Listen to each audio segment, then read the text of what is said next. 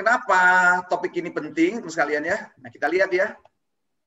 Nah, ini teman-teman tadi bilang, wah ini lagi kita pandemi nih, resesi, kita penting banget belajar ini. Betul, teman-teman sekalian ya.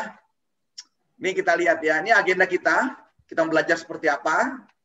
Hari ini sampai ada cara mengubah pola pikirnya, nanti kita lihat ya, kecepatan ya di sini, baru besok hari kedua. Jangan lupa besok hari kedua ada post test. Yang belum ikut pretest tadi, supaya ikut pretest hari ini harus tuntas semuanya. Nah, ini manfaat yang mau dicapai dari training itu, tujuan kita. Yang pertama, ya mampu membangun habit yang distandarisasi oleh perusahaan ya, karena setiap perusahaan itu punya habit yang berbeda-beda, ya caranya berbeda-beda, dan bagaimana seperti efektif dalam timnya. Lalu kedua, bagaimana mempraktekkan dari pola pikir yang produktif ya, yang berdampak kepada habit kita ya dan bekerja. Lalu bagaimana memperoleh perilaku yang efektif dalam menjalankan tugas-tugas dan kondisi yang lagi kompetitif, apalagi sekarang kondisinya lagi apa? Pandemi dan resesi gitu ya. Wah, ini perlu banget, kalau nggak habitnya keren, perusahaannya bisa kolaps ya. Mengenali berbagai penghambat ya produktivitas diri dan bagaimana cara memperbaikinya. Dan terakhir, bagaimana kita tetap termotivasi. Nanti kita belajar ya. Dan tentu habis training ini tadi seperti niat Bapak Ibu sekalian, ada niat nanti setelah training ini pertama bisa mengubah diri kita ya. Ada inspirasi baru. Karena saya yakin habit ini pasti banyak yang sudah Anda kenal dan sudah Anda ketahui dan sudah Anda jalani. Kalau Anda umurnya sudah 25 tahun, berarti sudah 25 tahun menjalankan satu habit hidupnya. Nah, berarti pola yang sudah 25 tahun itu mau diubah sekarang, berarti perlu waktu. Dari mana caranya mengubah habit itu? Atau kalau Anda sudah umur 30 tahun, wah itu lebih sulit lagi gitu ya. 35 tahun atau 40 tahun, bahkan yang sudah 50 tahun. Makin sulit ya. Kalau orangnya tidak tahu caranya untuk dari mana mulai untuk merubah satu habit baru ya. Nah, mudah-mudahan Bapak Ibu sekalian dari training ini ada niatan dari kita untuk mengubah gitu ya ke yang lebih positif tentunya. Karena begini katanya Albert Einstein. Kalau Anda ingin mendapat sesuatu yang baru ya, ingin ada perubahan, tentu tindakannya harus berbeda. Berbedanya tentu yang positif. Tetapi, kata Einstein itu seperti ini, hanya orang gila yang menginginkan perubahan habit ya, namun tindakannya terus sama. Cara-cara yang lama masih dipakai, ya sudah, katanya orang gila. Ini kata Albert Einstein. Nah, mudah-mudahan nanti Bapak Ibu sekalian, dalam training kita selama 2 hari ini, ada inspirasi baru. Itu buat diri kita, perubahan buat diri kita, manfaatnya buat diri kita. Itu pertama, buat diri kita ya. Tahap kedua, Anda kalau bisa sharing kepada lingkungan apa Anda? Lingkungan sosial Anda. Sosial pertama tentu karena Anda dibayar perusahaan, tentu sharingnya di lingkungan profesional Anda ya, di perusahaan. Nah, baru bermainlah di lingkup sosial yang lebih besar, namanya peran sosial kita ya. Tadi kan ada peran personal kita nih, training kebanyakan personal kita, lalu Anda bisa mempengaruhi nanti secara profesional, lingkungan pekerjaan atau usaha. Nah, lingkungan sosial yang lebih besar lagi, sosial itu mulai dari rumah, keluarga kecil, keluarga besar, teman-teman semuanya. Mulai membuat habit-habit baru ya. Itu. Dan terakhir bisa lebih keren lagi ya, spiritualitas kita makin baik, karena ada habit baru di sana. Ini ada 4 aspek ya. Nah, saya nanti akan fokus ke 4 peran kita, teman sekalian ya. Dari mana sih dasar kita gitu ya. Pertama, peran pribadi kita, personal kita. Lalu peran sosial kita, peran profesional, dan peran spiritual kita. Nanti akan bermain di situ, teman sekalian ya. Oke. Nah, ini dia menjadi menarik. Kenapa kita mesti mempelajari kembali habit-habit. Lalu habit yang dulu sebelum pandemi dan setelah pandemi, apakah sama? Ayo teman-teman, aku mau sharing dulu dong. Coba dong sharing. Bisa dong respon, bisa dibuka mic-nya kalau Anda mau komen. Apakah sama habit sebelum pandemi dan setelah pandemi atau saat ini sedang pandemi? Sama atau beda? Mbak Revina, silakan. Iya. Ya. Saya Revina Putri, Pak, dari Taspen. Iya. Pasti akan sangat berbeda sih, Pak. Karena kan secara jam kerja saja berkurang pertama. Ya. Kedua, pekerjaan itu kan nggak jadi maksimal kalau misalnya kita kerjakan di rumah ya, sistem WFH. dan komunikasi dengan atasan, bawahan jadi terbatas. Karena kalau misalnya hanya sebatas chat, SMS, WA, kurang maksimal gitu Pak. Takutnya ada yang miss nih di dalam komunikasinya. Jadi nggak efektif, pasti sangat berbeda sih kayak gitu. Ada perubahan Bu ya? Yes, betul Perubahan Pak. cara kerja. Tadinya work from office, sekarang work from home. Iya. Lalu di situ ada kendala-kendala. Oke, terima kasih. Kita lihat sekarang ya. Habit itu ternyata merubah habit itu tidak mudah ya. Yang paling gampang nih, ini case tadi kita Indonesia ya, membuat pola penggunaan masker gitu ya. Belum lagi cuci tangan. Zaman dulu kan cuci tangan sudah dilakukan ya oleh sabun Lifebuoy untuk sosialisasi seluruh Indonesia. Gimana cuci tangan yang baik, mau diajarin berapa kali gitu ya. Nah, lalu jaga jarak. Wah, ini lagi kita kan orang Indonesia sosialnya kan tinggi, inginnya deket-deketan gitu ya, kumpul-kumpul, heboh-heboh gitu ya. Padahal sekarang habitnya harus apa? Jaga jarak. Nah, pernikahan yang biasa kita undangannya ada 1.000 orang, sekarang hanya 50 orang ya, kalian ngeri banget juga ya. Nah, itulah mengenai habit. Jadi habit kita sudah jelas ya, perubahan habit kita. Itu yang paling gampang bisa kita lihat. Nah, Bapak sekalian ya, jadi pilihannya nanti ketika kita ada perubahan di sini, pandemi itu paling gampang ya, ada perubahan habit. Nah, pilihannya adapt or die, beradaptasi atau mati. Nah, itu pentingnya suatu habit baru. Lalu dampak resesi. Nah, resesi kan nggak besar lagi nih kata Menteri Keuangan kita sudah pasti resesi karena sudah 2 kuartal kedua, kuartal ketiga kita minus. Nah, mudah-mudahan kita berdoa nanti di kuartal keempat targetnya 0 gitu, nggak minus, nggak plus tapi 0, biar netral. Baru berikutnya kita bisa berkembang. Apalagi ada informasi baru ya bahwa vaksinnya sudah bisa nanti disuntikan di akhir November ini kan gitu ya. Mudah-mudahan kita doakan supaya pandemi ini selesai. Tapi resesinya akan terus jalan ya, terus kalian bergerak karena butuh waktu lagi ya, beradaptasi lagi. Nah, berarti kan ada habit baru dalam bisnis nanti teman sekalian ya, ada adaptasi baru. Nah, ini habit baru. Ada komposisi seperti itu. Nah, yang di sini pentingnya apa? Kemampuan kita beradaptasi terhadap suatu habit baru. Jadi beradaptasi baik secara pribadi maupun secara organisasi. Dan disinilah nanti pentingnya SDM yang berkualitas profesional dalam beradaptasi dalam suatu program baru, habit baru kita ya. Nah, ini pentingnya teman kaitan dengan habit dengan kondisi yang ada. Nah, apa sih yang menjadi standar dari kalau kita kan tadi saya katakan ya, ada 4 peran kita dalam kehidupan kita ya. Ada peran personal kita pribadi, ada peran sosial, keluarga inti, ada peran profesional, kerja atau usaha, ada peran spiritual kita. Nah, kita fokus ke topik kita itu working, kerja, habit bekerja, yaitu berarti peran profesional. Apa sih parameternya habit yang dikatakan keren gitu ya? Habit yang dikatakan oke, profesional. Nah, tentu Bapak Ibu sudah tahu semuanya ya.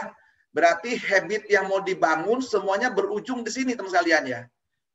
Ujungnya apa? Kalau kita di bisnis, ya ujung-ujungnya pencapaian target. Target itu apa? Parameter yang paling gampang.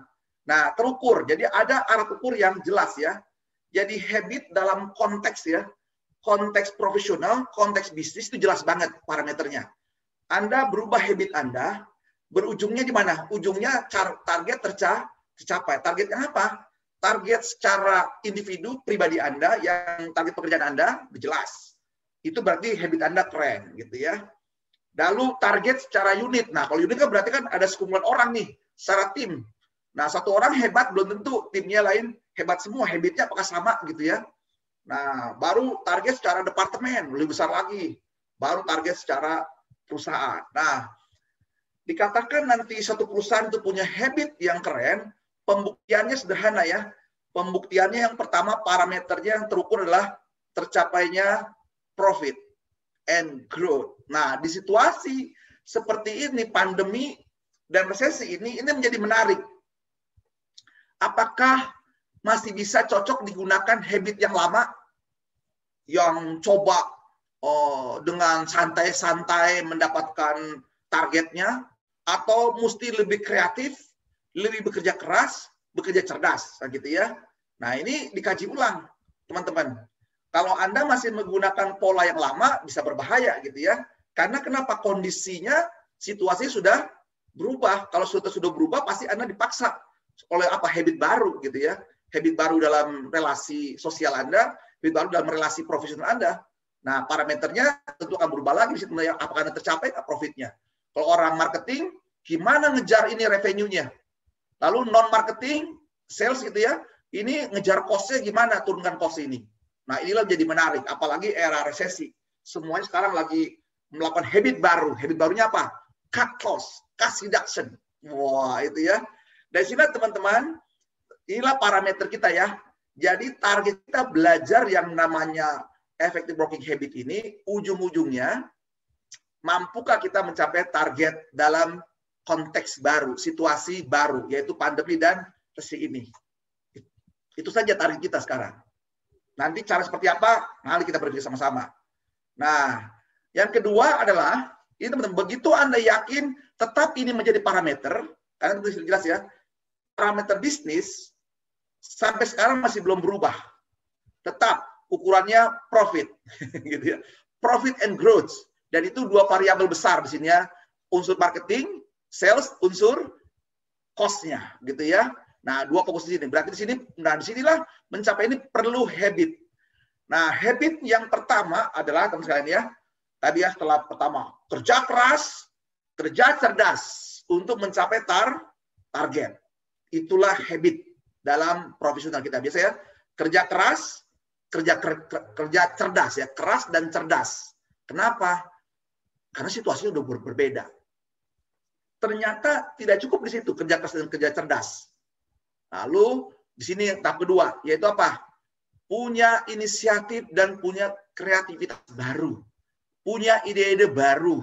Nggak boleh lagi menggunakan ide-ide yang lama. Udah basi. Kenapa? Karena dulu belum pandemi. Dulu belum resesi. Sekarang kita memasuki namanya dunia pandemi. Yang semua terbatas secara relasi sosial, juga relasi bisnis. Punya jaga jarak. Seperti tadi ya, training berubah semuanya. Nah, lagi-lagi bisnis pun berubah, polanya berubah. Yang tadinya Anda jualan, ketemu face to face, sekarang menggunakan digital semua. Berubah semuanya, teman sekaliannya. Oleh karena itu perlu di sini, nah kebiasaan baru kedua. Misalnya tadi pertama jelas ya, nggak berubah. Kerja keras, kerja cerdas dengan cara-cara yang baru. Nah, gimana? Apa itu? Nanti kita belajar sama-sama. Nah, kalau sudah keren, bisa sharing ya. Baca buku, materi, dan sebagainya. Jadi Bapak sekalian, ini cara saya belajar zaman dulu ya. Saya suka baca buku, lalu bikin rangkuman. Lalu yang kedua apa di sini? Saya menjawab masalah-masalah yang saya hadapi di kantor. Nah, case-case tadi di kantor seperti apa? Saya cari literatur seperti itu ya, karena saya bersyukur, saya suka belajar, saya suka tantangan gitu ya. Memang saya suka gitu ya, belajar tantangan. Dan selalu saya mengacu pada referensi. Nggak mau sembarangan gitu ya. Dan yang ketiga, saya buat materinya. Jadi PowerPoint. Lalu saya bikin video tutorial saya. Nanti Bapak Ibu boleh cek ya. Video-video saya kayak di YouTube saya, di Johnson Afonso. Bapak Ibu boleh lihat itu ya. Video-video saya ada 240 itu pun terpaksa kemarin gara-gara pandemi. Saya sudah punya studio. Jadi Bapak Ibu sekalian, saya sudah mengantisipasi sebenarnya. Tahun 2025, semua orang akan belajar secara digital. Itu saya sudah antisipasi 2 tahun lalu. 2 tahun lalu di kantor saya buat satu ruangan khusus, ruangan studio. Tapi 2 tahun saya tidak pernah pakai. Begitu kasus ini muncul, pandemi, saya pakai langsung dalam waktu sebulan, saya membuat 240 video. Dan itu ada di YouTube. Bapak Ibu bisa cek, bisa lihat di sana ya, video-video saya. Dan terus saya mengembangkan diri. Dan saya terus belajar. Lalu saya sharing. Saya suka sharing. Jadi pola saya dulu waktu saya bekerja juga seperti itu ya. Saya sharing kepada anak buah saya. Kalau nggak sempat saya ngajar langsung, waktu saya bekerja gitu ya, saya sharing video saya. Saya sharing di namanya knowledge management perusahaan. Sharing knowledge dan seterusnya. Nah inilah, dan terakhir buat buku. Saya saat ini bersyukur, memang buat buku sama ngomong, lebih gampang ngomong ya, bicara. Saya bawa saat ini sudah 5 buku ya, menjelang 7, yang 2-nya masih terhambat ya. Terhambat karena perlu perjuangan. Oke ya. Baik teman sekalian. Nah, kita lanjut lagi ya materi kita ya. Oke. Jadi waktu sekalian, untuk membangun habit baru di sini perlu belajar, menambah pengetahuan baru ya. Jangan berhenti belajar. Nah, oke ya. Jangan belajar ya. Aja di sini. Nah, oke. Berikutnya, sudah kecintaan ya. I love my job. kecintaan profesi Anda. Apa habit yang dibutuhkan oleh jabatan saya di sini? Jadi Bapak Ibu nanti bagi teman-teman di HRD, kalau bisa begitu ya, sudah mulai mendeskripsikan untuk setiap pekerjaan ini apa sih habit yang dibutuhkan gitu ya. Supaya makin cinta dia. I love my company, I love my product, I love my customer. Kebiasaan kita ya. Nah teman-teman kalau nggak punya kecintaan, pasti Anda tidak ada ide-ide baru. Sekali lagi ya, buat saya parameter saya misalnya ya, bagi seorang profesional, dia cinta nggak sama perusahaannya, cinta nggak sama produknya, ada nggak ide baru setiap hari? Itu parameter saya. Karena saya dulu waktu kerja di perusahaan Belanda, itu sama, itu bos saya, bukti Anda mencintai perusahaan saya, mana ide-idemu? Itu keren ya. Target tercapai, mana ide-idemu? Ditanya setiap hari. Gitu. Nah, awalnya perusahaan Jepang. Sama ya, ditanya terus ide-ide kita. Kalau nggak ada ide, bahwa Anda sebenarnya tidak care. Tidak punya habit mencintai perusahaan. Ngeri ya, teman-teman ya. Jadi bukti cinta Anda adalah Anda punya kebiasaan memberikan ide-ide kreatif kepada perusahaan Anda ya. Nah, gimana membangun lagi di sini membentuknya? Pertama memang perlu kecerdasan, betul ya, IQ Anda. Pasti ya Bapak Ibu di sini nggak mungkin IQ di bawah 100 ya, pasti di atas 100 semua. Jadi artinya Anda bisa berpikir dengan baik, berpikir secara rasional, berpikir secara kreatif itu pasti bisa. Tapi tidak cukup di sini membangun kebiasaan itu, karena tadi untuk membaca berarti kan butuh IQ, memahami, mengerti gitu ya, sampai bagaimana implementasinya. Jadi untuk membangun kebiasaan baru perlu IQ standar gitu ya, di atas 100 lah gitu ya.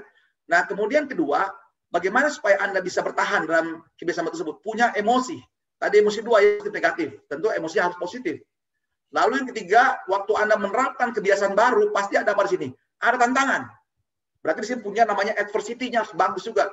Menghadapi tantangan. Misal contoh ya, Anda yakin bahwa saya ingin jadi direktur, jadi pengusaha, atau jadi store manager, maka saya harus kerja keras. Waktu mencari mencapai tersebut, karena Anda sudah membangun satu habit, kerja keras, kerja cerdas, lalu Anda benturan di sana. Maka pentingnya di sini namanya kecerdasan, namanya adversity, ketahanan. Dan berikutnya adalah juga fisik, jangan lupa ya, untuk membangun habit baru, contoh habit olahraga. Teman-teman, ini saya sangat sedih sekali ya. Saya suka dengan nge-gym, gara-gara apa namanya COVID ini sudah stop selama dari mulai bulan Maret. Saya suka men-challenge tubuh saya. Saya angkat barbel, walaupun saya umur saya udah 54 tahun sekalian, tapi saya tidak mau kalah dengan umur. Jadi kalau dalam istilah BMI, dalam dunia nge-gym gitu ya, ada namanya BMI, Body Mass Index gitu ya. Dan parameternya seru teman-teman ya. Lari 4 kali 400 meter harus di bawah 12 menit gitu ya. 4 kali 400 meter di bawah 12 menit itu pakai apa namanya? Pakai treadmill.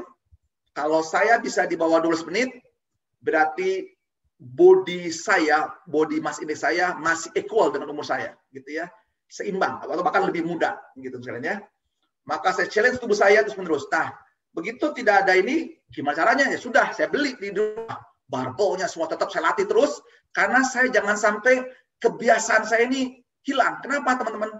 Kalau tubuh kita, otot ini, terus sekalian kalau nggak dibiasakan untuk dilatih lagi barbel keras, begitu mulai lagi, waduh sakit banget otot itu. Sama, otot dan otak, kebiasaannya harus butuh dilatih berulang-ulang. Habit harus berulang-ulang. Contoh kasus, saya sempat 2 minggu nggak olahraga agak berat gitu ya, nggak ada saya latihan barbel, beban gitu kurang. Lalu minggu lalu saya coba hiking, saya coba trekking ke Cibodas, naik ke air terjun Ciberun dengan jarak tempuh 3 km, menanjak ke gunung, 1,5 jam masih dapat, turunnya lebih cepat 1 jam. Tapi setelahnya teman sekalian, sakit banget badan saya. Sebelumnya saya biasa gitu ya, kok sakit banget ya. Ternyata otot saya sempat 2 minggu, kaki saya, otot kaki, otot paha, dan pinggang ya itu tidak saya latih 2 minggu. Akibatnya capek banget, luar biasa misalnya. Nah di sini saya memahami ternyata otot juga perlu pembiasaan terus menerus dan berulang-ulang dan nggak boleh berhenti. Sama juga otak kita, misalnya ya. Otak itu sama juga. Tadi ya, kalau kita punya kebiasaan baru, dilatih otaknya supaya dia bertumbuh, berkembang, dan kuat. Nanti mempengaruhi mental kita. Nah, di sini pentingnya kecerdasan secara fisik. Baru kecerdasan tertinggi ya. Kecerdasan spiritual itu butuh banget. Karena di sini kita dapat value baru, dapat inspirasi baru, dapat suatu belief baru gitu ya, yang makin menguatkan kita. Nah, ini pola-pola setelah kita membangun kebiasaan. Nggak prioritas, punya tujuan hidup, goalnya nggak mungkin gitu ya. Akibatnya apa? Dia malas dia kerja gitu ya. Tidak semangat. Bekerja tanpa strategi. Nah, ini hati-hati ya. Bekerja udahlah ngalir aja, ngikutin aja deh, lihat aja deh gitu ya. Tidak melakukan evaluasi, monitor terhadap pekerjaannya dan nggak bisa menyelaraskan gitu ya. Dan juga tidak punya guru, tidak punya mentor gitu ya.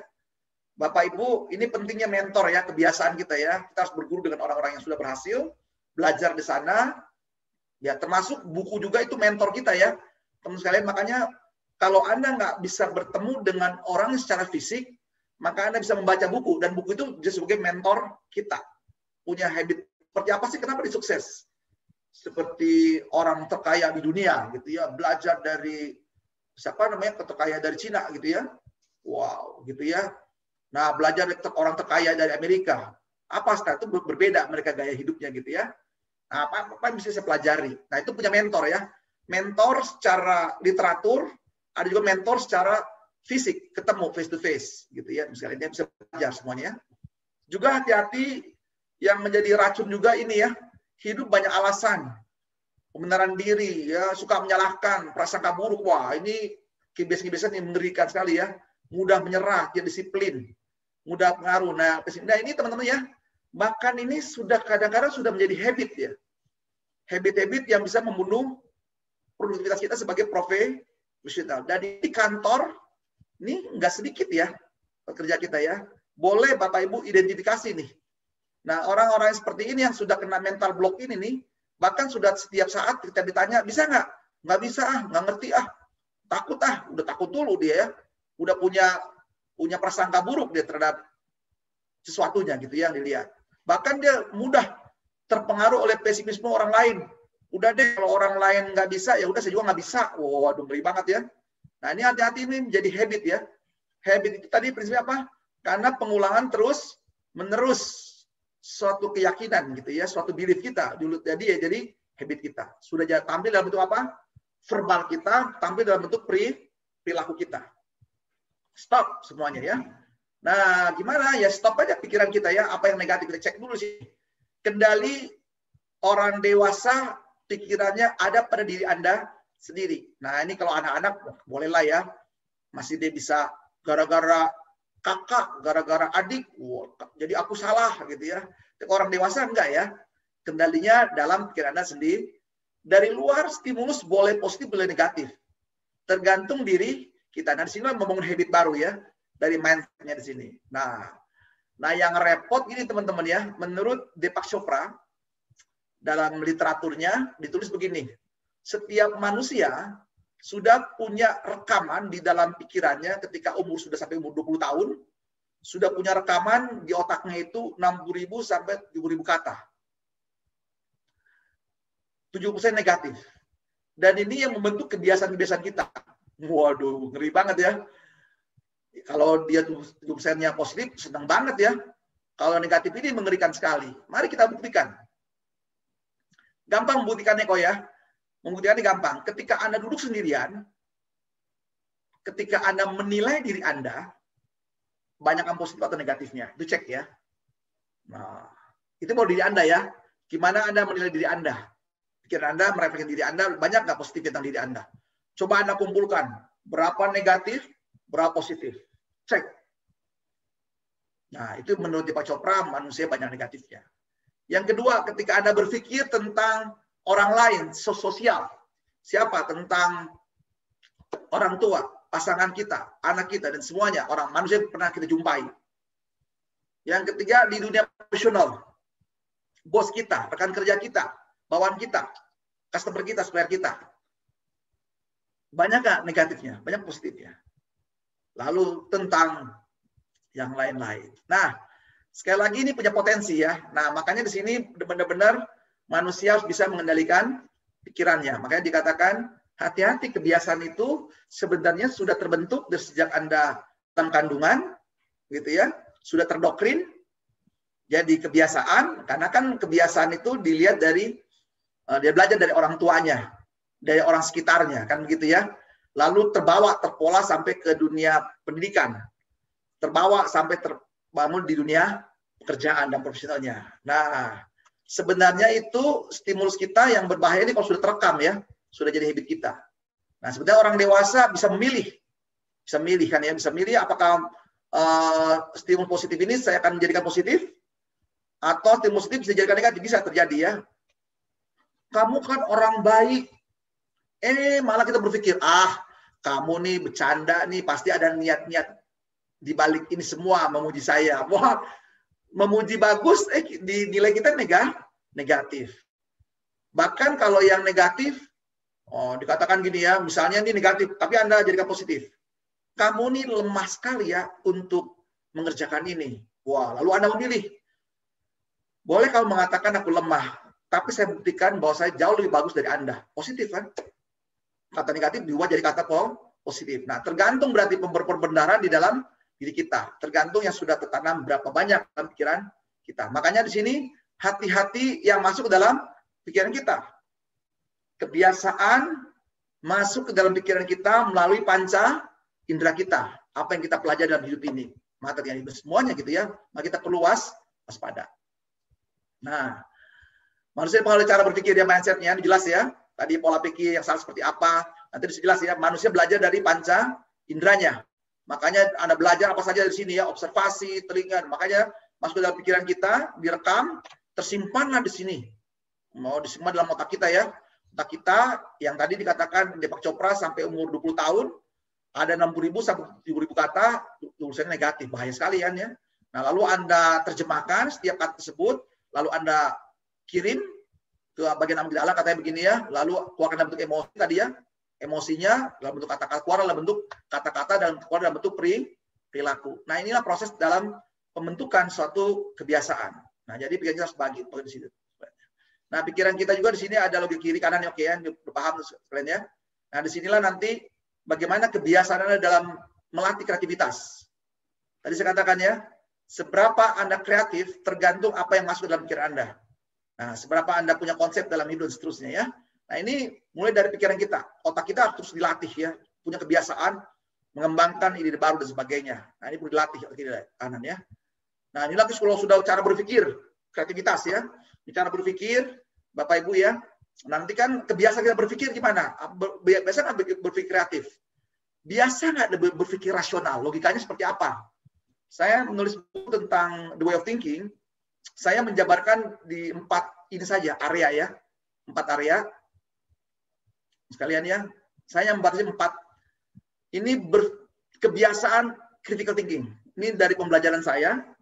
Ya, waktu saya kuliah, baik di S1, S2 sampai S3 gitu ya. Waktu saya membuat juga disertasi juga gitu atau tesis gitu ya. Wah, ini belajar kritis semuanya ya. Kritiknya, mengkritisi semua. Nah, Bapak Ibu, kita sebagai profesional ini penting banget ya, critical thinking, punya kebiasaan mengkritisi apa yang kita kerjakan, apa yang kita capai dan seterusnya. Dari kritik ini baru Anda analisis apa yang masih lemah-lemah gitu ya. Nah, ini Anda thinkingnya, kebiasaan berpikir analytical, sebagai berpikir analis gitu ya. Lalu bagaimana berpikir secara saintifik. Nah, ini kebiasaan di sini ya. Lalu berpikir strategik. Nah, ini teman-teman sekalian, pola pikir ini mendasar ya, akan mempengaruhi nanti dalam perilaku kita. Nah, yang repot gitu teman-teman ya. Saya ngelihat, saya sudah ngajar ada ribuan kelas tentang the way of thinking gitu ya. Setelah saya cek, saya tanya, gimana cara Anda berpikir? Oh iya Pak, 2, rasional kreatif. Oke, rasionalnya pakainya stepnya gimana? Kadang-kadang nggak jelas. Padahal kuliah kampus terbaik gitu ya. Jadi dia nggak punya pola, nggak punya kebiasaan cara berpikir rasional seperti apa. Nah, ini penting ya, sekalian. Belajar berpikir, nanti kapan kita belajar ya, training tentang namanya cara berpikir. Membangun kebiasaan berpikir rasional, gitu ya. Nah, ini saya punya pola 4 ya.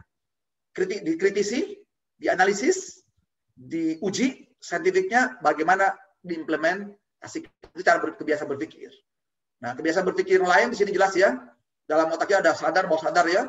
Nah, ini penting banget ya sekalian membangun kebiasaan. Yang perlu kita waspadai di sini adalah hati-hati jebakan yang namanya mental block. Nah, ini bahaya banget kalau mental block ya. Akhirnya apapun saya nggak bisa, belum mencoba udah nggak bisa ya. Nah, ini harus mempelajari semua di sini sekalian. Nah, ini kembali lagi di sini ya. Jadi pola pikir kita akan mempengaruhi emosi kita, verbal kita, perilaku kita, kebiasaan kita, jadi karakter, jadi satu tiang. Kembali lagi ke belief lagi di sini, terus menerus. Nah, ini siklus kita sekalian ya. Nah, yang repot kalau siklusnya sama. Dan samanya bukan positif, tapi negatif. Nah, kita sebagai manusia tentunya harus berkembang terus ya. Berkembang, dinamis, terus menerus. Karakter kita berubah, makin hari makin baik, gitu ya, makin positif. Sesuai dengan apa? Sesuai dengan tadi, desire kita. Apa itu desire? Visi, misi hidup kita. Manusia yang nggak punya visi, misi hidupnya, nggak punya tujuan hidupnya, dia akan mudah terombang-ambing oleh situasi. Dan dia sulit sekali membangun kebiasaan-kebiasaan baru. Kenapa? Karena nggak punya mimpi, nggak punya keinginan, nggak punya kebutuhan, nggak punya harapan. Nah, ini sangat berbahaya sekali bagi kita profesional. Cara berpikir. Apalagi beliefnya salah lagi. Dia hanya dengar dari orang. Nggak pernah menguji secara sains gitu ya. Percaya aja omongan Bapak Anu gitu ya. Hanya belief dari omongan orang. Ini berbahaya kan kita profesional? Kata bos, ini benar. Nggak menguji. Akhirnya satu divisi kena peringatan. Kenapa? Karena terlalu percaya dengan omongan pimpinan tanpa menguji. Makanya tadi saya, pentingnya apa tadi? Berpikir rasional. Berpikir rasional itu ada 4. Critical, analytical, scientific, strategic thinking. Supaya kita jangan mudah punya kebiasaan hanya yes saja gitu ya. Punya kebiasaan kritis gitu ya. Tapi pertama kritis dulu diri sendiri. Nah, ini pola yang jelas ya. Nanti apapun bangun sini. Nah, ini tadi ya konsep jelasnya. Ada belief, apa sih belief ya? Boleh ada value, ada behavior di sini ya. Nah, ini hati-hati ya. Siklus pembentukan belief ya. Sekalian di sini ya, ada pelaku di sini. Jadi, tadi belief Anda apa? Jangan salah ya. Coba deh teman-teman. Mudah-mudahan Bapak Ibu setelah training ini udah jelas ya. Jadi Bapak Ibu value seperti apa supaya jadi habit Anda kan gitu ya. Selamat mencoba. Nah, jadi ini penting saya sekalian ya. Jadi dibangun sini jadi habit, lalu membangun kebiasaan berpikir yang sehat, yang baik seperti apa ini penting ya. Tadi hati-hati ya karena di pikiran kita ini semua informasi banyak masuk gitu ya. Tetap ya kebiasaan yang dingin seperti apa, jangan sampai ada yang menyabot yang negatif, isi itu dengan hal-hal yang positif. Lalu bangun kebiasaan baru. Sekali lagi kebiasaan baru mulai dari pikiran kita ya. Artinya apa? Ada pengetahuan baru, ada skill baru yang diterapkan. Lalu apa? Kenapa Anda melakukan itu? Karena Anda punya desire, punya keinginan untuk merubah itu ya menjadi hal yang baik. Nah, di sini. Nah, pola pikir negatif yang berbahaya di sini sekalian ini banyak ya. Nah, ini kalau udah terjebak tadi ya, nemu kata, wah ini konsep diri akan dirusak ya, nggak punya harga diri, kita diri ya. Makanya kadang-kadang kesian yang lihat negara kita ya. Kok habit yang namanya korupsi nggak berhenti-berhenti ya. Pandemi gini masih jalannya korupsi gitu ya. Dan sebagainya. Bahkan para koruptor itu sendiri bisa apa? Bisa makan bersama gitu ya. Ngeri-ngeri juga ya. Kenapa? Nggak punya value, nggak punya habit yang baik gitu ya. Tapi mudah-mudahan cepat mereka selesai lah gitu ya. Nah, kalau kita negatif di sini bisa jadi perilaku kata negatif dia tadi ini ya. Kalau kena pikiran yang nggak terkontrol di sini, lama-lama tampil dalam bentuk komunikasi. Nah, ini hati-hati ya. Kebiasaan banyak alasan, kebiasaan males, kebiasaan pesan bersalah, malu, wah ini berbahaya banget. Nah, memang terapinya untuk memulainya tadi ya selain membenahi pikiran, ya baik aspek spiritualnya, visualisasinya, afirmasi dan seterusnya, supaya Anda menjadi lebih baik. Nah, ini 6 pola pikir yang sering bersalah ya, gampang menyalahkan situasi. Kok situasi ini pandemi, saya nggak bisa prestasi, nggak bisa target Pak, pandemi nggak bisa nih, ide bagus gitu. Atau ada perilaku yang namanya reaktif saja, nggak proaktif gitu ya. Nanti kan kalau di 7 Habits ada ya, orang harus proaktif bukan reaktif gitu ya. Ini yang salah, reaktif ya, bereaksi terhadap sesuatu baru ya. Punya gambaran diri negatif, nggak pede dia, karena dia menilai dirinya lemah gitu ya, karena dari pola pikirnya, karena dia nggak bisa membangun belief-nya gitu ya, nggak bisa bangun value dia, makanya gampang sekali nggak pede. Atau melihat masalah kegagalan sebagai sesuatu yang salah gitu ya, jadi nggak bisa di sini ya. Atau perubahan sebagai suatu ancaman, karena mau nggak mau sekarang kita ubah terus ya. Nah, saya akan tunjukkan prestasi kalau saya dibayar lebih, wah, kalau berapa apa reward-nya? yang saya dapat ya. Ini kebiasaan-kebiasaan berbahaya bagi kita para profesional. Nah, ini Bapak Ibu, kita akan mengakhiri training kita sampai di sini. Tolong nanti Bapak Ibu ini coba dikerjakan di rumah sampai dikerjakan. Apa sih solusinya kalau seperti ini? Nah, nanti kita diskusi ya di besok ya, pertemuan besok supaya lebih aktif lagi sekalian ya. Nah, jadi mengobrol seperti apa nih salah di sini ya. Nah, ini banyak-banyak aspek di sini kan. Banyak dan seterusnya ya. Nah, banyak berbagai teknik-teknik. Ya, stop pikiran ada banyak di sini ya. Oke, Bapak sekalian, ini berbagai teknik nanti Bapak Ibu bisa pelajari lebih lanjut. Nanti besok kita akan banyak diskusi. Ya, jadi intinya pembelajaran kita satu hari ini memang kebiasaan ini penting sekali bagi kita. Dan dasar kebiasaan ini pertama, apa keinginan kita di dalam hidup ini.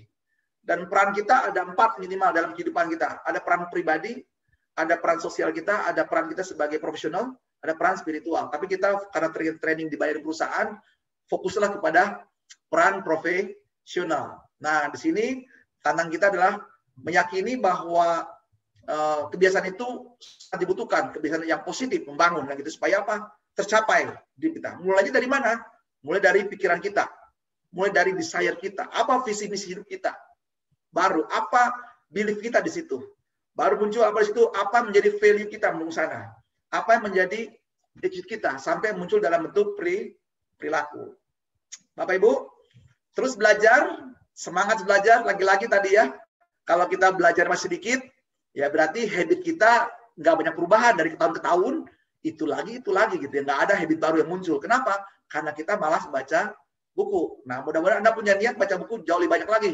Jangan kalah sama bangsa Amerika gitu ya, bangsa Jepang gitu ya. Jangan kalah dengan Singapura gitu ya, sama negara sedikit ya. Terus belajar supaya kita punya habit baru. Yang jelas di depan mata adalah habit menghadapi pandemi, habit menghadapi resesi. Ini membutuhkan habit baru. Habit yang penuh gairah, penuh semangat dalam hidup ini. Terima kasih.